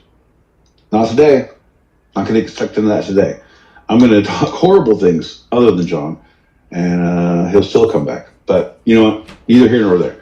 Folks, let me ask, I see Jules is out here. Jules, I want to know, did you get back on Sunday? Is there anything you would like to share of anything? I was keeping up. I talked about you last week. But I'm so glad you're home. I love your art. I'm so glad you were doing art there. Fucking amazing stuff. And you were not only doing that, but you were then posting it. Good for you. Fucking good for you, girl. But if you could have any information on that, definitely. But I understand it's 4 a.m. and you know what? Nobody needs to talk if they don't need to or give anything back. It's you know what? Sometimes you need to decompress, especially after this show. The green room is for all. It's for we have the charcuterie boards over here. We have the puddles over here. You can be where you want. If you need a light show, go see Atomic Llama. We have everything for everyone. John, if you understand exactly what everything for everyone means. You can at any point, you know, Come on in. yeah, it's great. I see a full screen of myself. I'm like, Jesus, you look hammered, bud. Is that how the world sees you? Yeah, it's live. Oh, is that what you do? You go into the powder room and like, it happens in the eyes first, and then the hair, and the face, then the enunciation. Sean, it's a slippery slope. So, that's right. You know what? This is the first time I've been slippery sloping. Slip and away. Slip and away. Slip, soap. I don't believe in Paul Simon, and I don't believe in problems. I believe in Art Garfunkel, and I believe in opportunities. The best glorified backup singer Paul Simon ever said he was. You know, he said it was a glorified backup singer. Holy crap! I'm saying, John, that's not a problem. It's an opportunity for growth. You can release your whole album, a solo album of just clapping.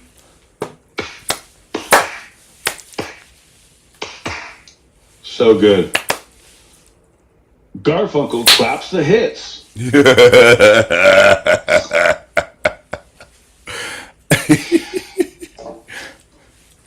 Pop a packet. Oh look. Yes, I will share that I did get back on Sunday. All right. Good. It wasn't wasn't as bad as the mainstream media were making out. It was in Dubai, in my experience, and it taught me that there are a lot of people who don't care to speak to me like normally, but want to know all the gossip and are very opinionated about stuff. So I used the block button and nods, which was good. But yeah, it's all good. Yes. Can I sleep? Not really. Would I go back in a couple of years? Yeah.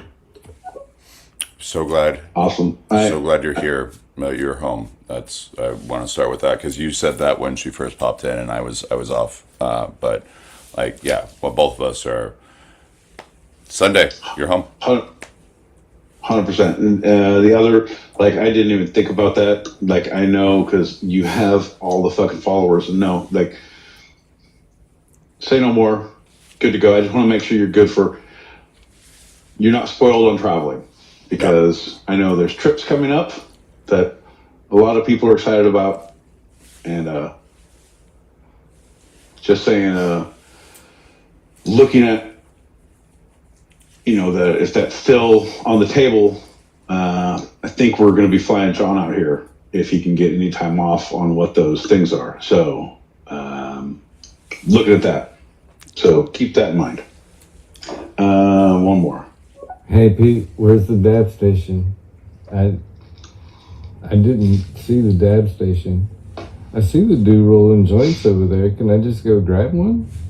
Yeah. I mean, 100%. I just want to make sure.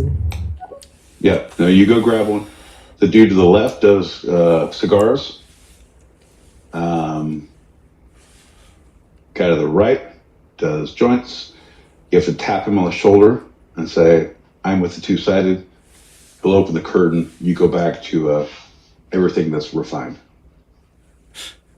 And actually, the two dudes will make you a spliff on the way. Everything that's refined. Oh, I don't know if we were supposed to say that in front of the paywall. But No. Oh, we'll cut it out in post. Behind. Oh no! I mean, like, we do pasteurized milk. Fully legal. We do cottage cheese. Fully legal. We do Velveeta slices by the singles. Yeah, don't tell anybody. They say don't sell these individually. Fuck that. 25 cents a slice. Y'all motherfuckers want some cheese? Allegedly. Right. In accordance with the lawsuit with Kraft Slices, we can no longer confirm or deny our affiliation with said corporation. In Vel and Vita versus Two-Sided Pod. Vel and Vita. I'd like to call Mr. Vel to the stand.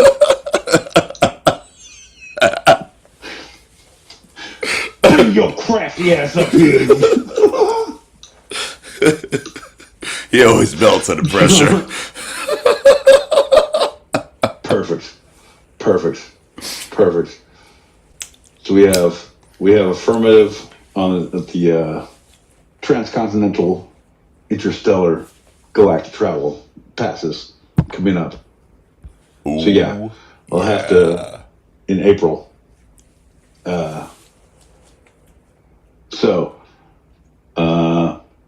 Yeah, or right now. So we need to look at that to see your timing, to see what you can get off.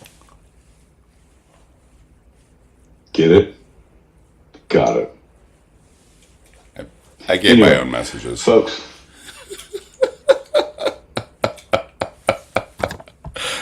Tap, tap to the bud tender, and the curtain awaits. You get your own blunt. You get to go to the very refined products, if you know what I mean. Refined.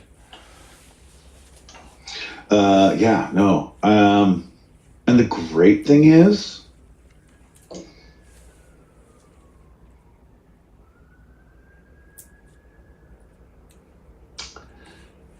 sorry, I've been behind the curtain way too long.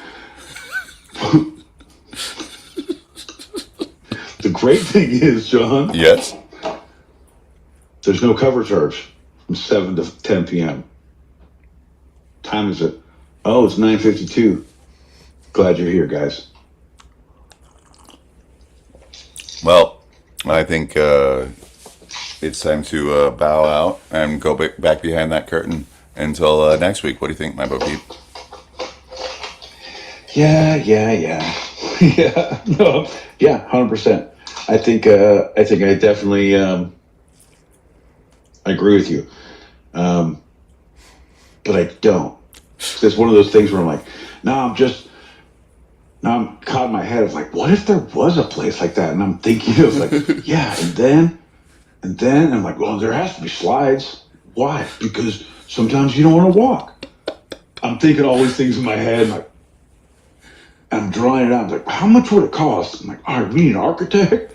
We need a fucking botanist. We need a chemical engineer. A red wizard, a white wizard. Right. An old priest, a young priest. I'm doing all logistics, John. At this point, I'm like, fuck, I wish I had an assistant. Or at least John would do more of my bidding. This is bullshit. And then you're like, what was the question? I was like, huh? Oh, yeah, we're on the show. So part of me wants to still go because I have things to say, John. I'm a fount of knowledge. I'm a fount of words. I'm a pillar of stupidity. But no, I think at this point, I'll have to take this behind the paywall because you're looking at me with those judgmental eyes like, nope. You're going to go pick up a dog again. Like, what's the time when I leave to find a canine in the hallway? I need 10, 15 minutes to find some stray to leave this conversation. No, I'm excited for the knowledge you are about to bestow upon all of us. No, the thing is, John, you're going to use me in another segment, and then all of a sudden you're going to stop doing research, and then you're going to use my words against me. The fun segment, my boy Pete's take on. The serious segment is my boy Pete's opinion with. The short is you're just going to play week 2 for week 3 content. This is bullshit. No, what do you think I have done you know for? What? You know why I didn't say week 1? Because that was a horrible week, John. We didn't even perform well. When I say we, I mean you. We didn't know what we were doing. No, but now we have a rhythm. We have a pattern. You ask the questions, I answer them poorly. You write the show based on those answers and questions for the next week. And away we go. It's a self-eating snake. I believe that's a mythological symbol or the makings of a human centipede. Borolus, or Boreas. It's similar to Aurora Borealis. Aurora Boreas. Yeah, it's a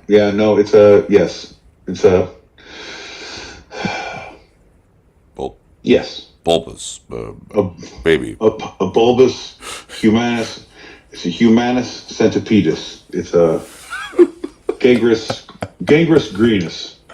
Aurora Borealis. Aurora Borealis. Mammoth like Hollywood and the first TV. Or no, Neil Young fans out there. Oh wait, you hate. Never mind. No, I hate Neil Young with a passion. Like that is one of the folk singers of that time that I actively hate. He sings a line, Marlon Brando, Pocahontas, and me. Isn't that a great line, Marlon Brando, Pocahontas, and me? It's a freaking fantastic line. Marlon Brando, Pocahontas, and me. That's an idiot fever dream. Yeah. That's something you would say when you wake up. Beavers and ducks. I should put that in my chorus. I should definitely chew a tree and put that in my chorus. Fuck you, Neil. Nobody needs your shit. That's more like Bob, but that's fine. We got another packet, and then at the hour. Borealis.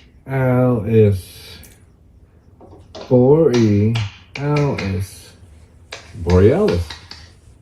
Aurora Borealis. Oh. Borealis. I thought that was the word for. I thought you all had been drinking cough syrup too.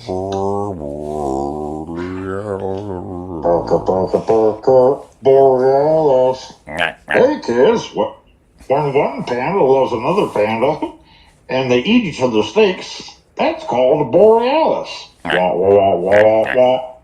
Borealis. John, I think. Are you still ducking? You focus on the duck more than the beaver. The beaver is more like it's get that tree, son. They chew and they listen. They chew and they listen. They chew and they listen. Ducks, fucking, they don't listen. Try to talk to a duck. Won't happen. Beaver, all ears. Wah, wah, wah, wah. Beaver.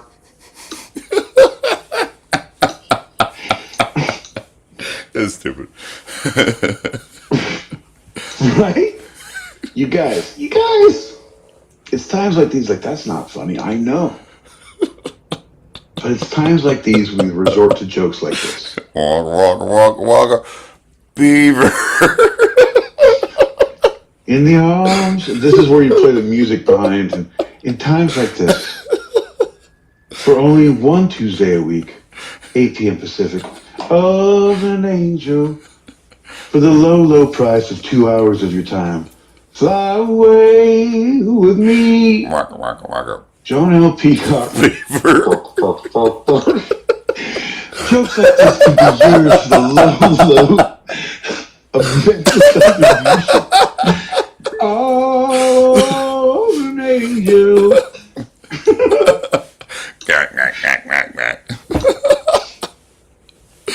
That's 4 a.m. or 3 a.m. Greenwich Mean or sandwich time, if time changes happen by then. But if I some comfort here. That's a snake eating joke, guys. Folks, thanks for tuning in. Thanks for being part of the stupidity. It takes an idiot to raise a community like this. It takes a community to support idiots like these. So, no matter what you heard,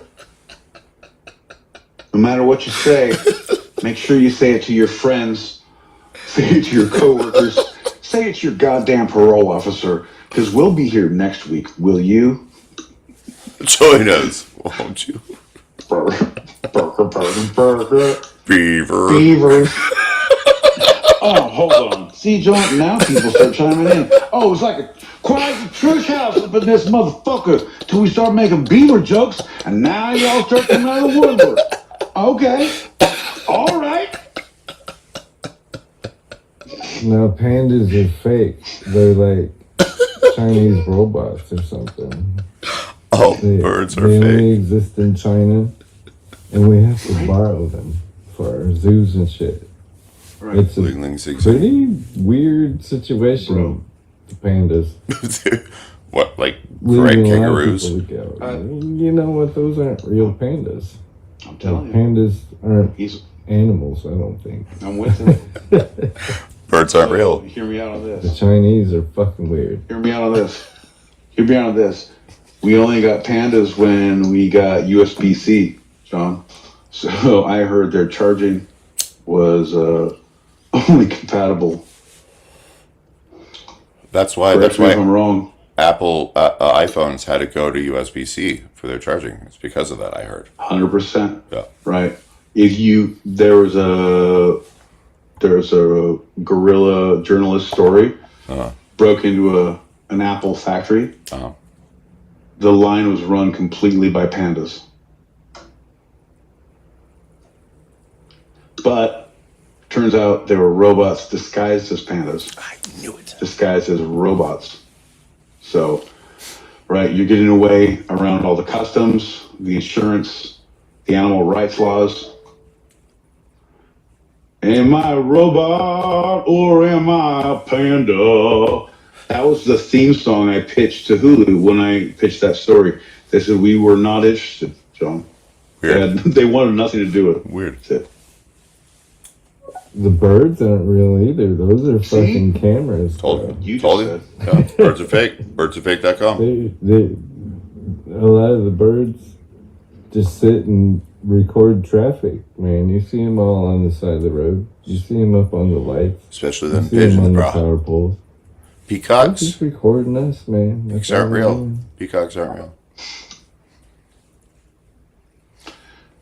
And that's how I get away with everything. I'm not real. The unhoused are just sociology graduate students who are all writing their thesis. And one day when they complete it, the unhoused problem is going to clear right up, and we're going to have a bunch of papers written that same year. In the arms of an angel. Folks, if you like off-color jokes, if you don't mind stupidity, you're in the right place. So you're saying they fucking charge the pandas via sea cables? Oh, I can get with it. I can see it. Jim, Ling Ling is charging fine, but Sing Sing is blinking red and green eyes. What does that mean? Does that mean we need to put more bamboo before the charge plug goes in, or I don't know, just wiggle it and blow on it? The cord or the panda? Both. Turns out people think they're weighing like half a ton. They're not. 18 pounds. Grown-ass panda, 18 pounds. They tell you don't approach. It's all fucking paper mache and fucking baling wire, man. I've seen it 100 times.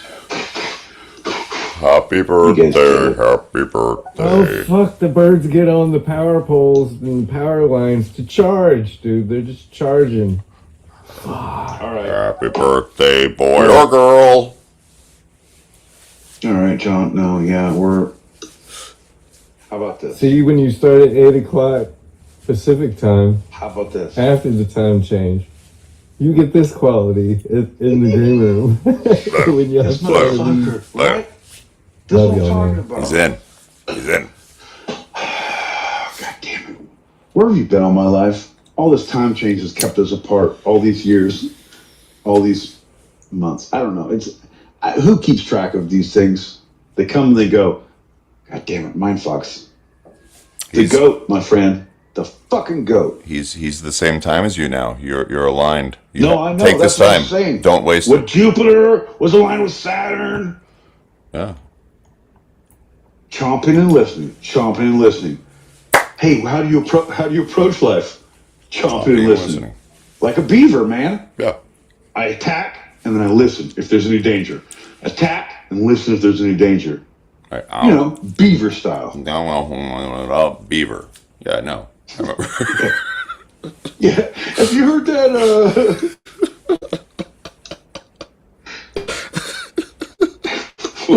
I can't remember her name. Have you heard that? What's that? Lance Morissette. Sheryl Crow. Sheryl Crow. Miley Cyrus. What's that? Miley Cyrus. The Arms of an Angel. It's super good. She came in like Arms of an Angel for only $2 a month. She'll do like weird pictures for you. No, wrong website. Scroll past. Hear me out. That's armsofanaangel.com, not armsofanaangel.gov. .edu. It's more of an educational program, John. Bro. This guy gets it. It's like, it's about this time, he gets it. Yeah. And that's when we need to go. Right. No, I mean, March 10th, 2026. It's taken all these fucking years. I literally meant like, holy shit. You know what? And this is what my patience paid off with. John, you're a good man. How dare you keep this from the world for so long? Well, let's not keep anything from the world for too long, and let's have a shot. The world, right? This is to you.